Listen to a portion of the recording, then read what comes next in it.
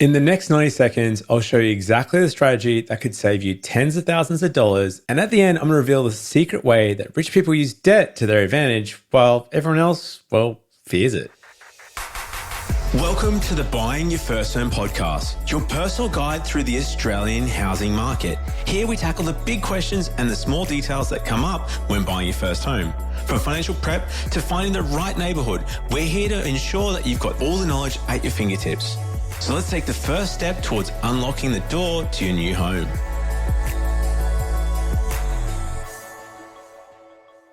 Right now, the average Australian mortgage is around $665,000. And if you manage your debt wrong, you could be working until you're 70 years old. But if you get it right, you could build a multi-million-dollar net worth using the same income that you have today. Here's what they don't teach you in school. There are two types of debt: toxic and useful debt. Toxic debt is like credit cards, anything up to 22% interest, and you're losing money hand over fist. On top of that, your credit limit also drops your borrowing capacity by a lot. Every $10,000 in credit limit could drop your borrowing capacity by as much as $50,000. A mortgage where you're paying 6% per annum, while a property market is growing anywhere up to 18%, like in Perth, is actually quite useful debt. Looking at it really simply, even if you're paying off just the interest on that loan, you could be making a 12% return per year. HECS debt is also another good one. The interest rate on your HECS is capped at either the consumer price index or the wage price index, whichever is lower. In other words, your HECS debt will never cost you more than its initial cost. It's pretty much the closest thing you're going to get to free interest. So I'm sure you want to know the difference between the wealthy and everyone else.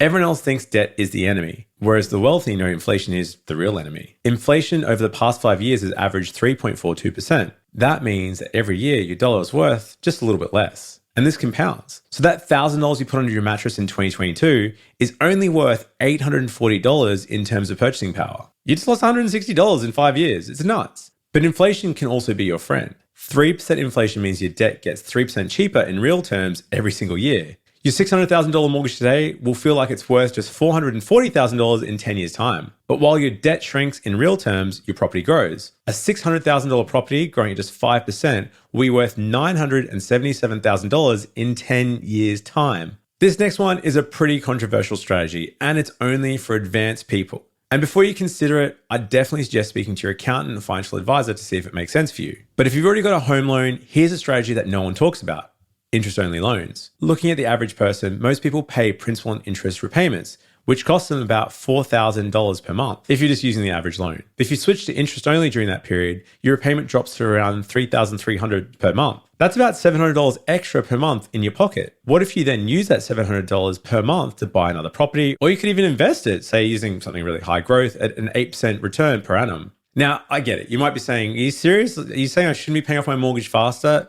Well, I'm saying not for everyone. Like I said, this isn't a strategy for everyone, but for some people, it can make sense. If you can invest that money that you'd otherwise be paying on your home loan for returns higher than your 6% interest rate, well, it could make sense in your situation. And that's where the catch is. This only works if you can actually invest the difference. You can't spend it on cars or using it to buy holidays. You have to be incredibly disciplined to make that strategy work, which is why a lot of people don't do it. There is also the balanced approach. Look, I get it. For most people, that feels pretty risky. There's also different costs for interest-only loans, and it doesn't make sense for everyone. But there's definitely a middle ground for most people. I've had clients that have fought over this exact thing, and their solution was, well, pretty much a 50-50 split. They put half their cash towards the mortgage for peace of mind, and the other half towards building investments for wealth. Another powerful option is using an offset account. The money in your offset account reduces the interest you pay on your loan, but stays completely accessible. If you put $20,000 in your offset account, you pay no interest on the $20,000 of your loan, but you keep it liquid for emergencies or even opportunities. It's kind of the closest thing to having your cake and eating it too.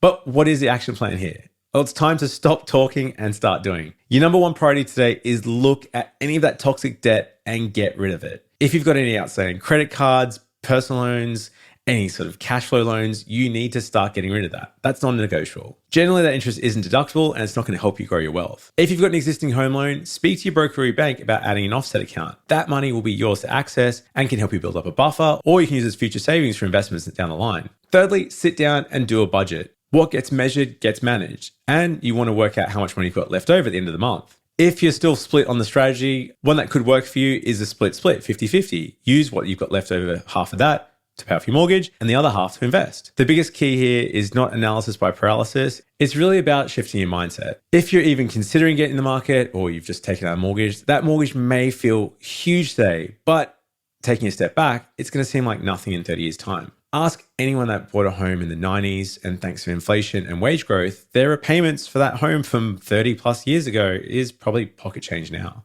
But also think about those people that bought in the 90s. It was a crazy time. They had to start somewhere and they chose action over analysis paralysis. The difference between wealthy people and everyone else isn't often their income. It's understanding that some debt can be a wealth building tool if you use it correctly. And it's no wonder so many Australians lose sleep over their mortgage, but the rest understand what I've just told you.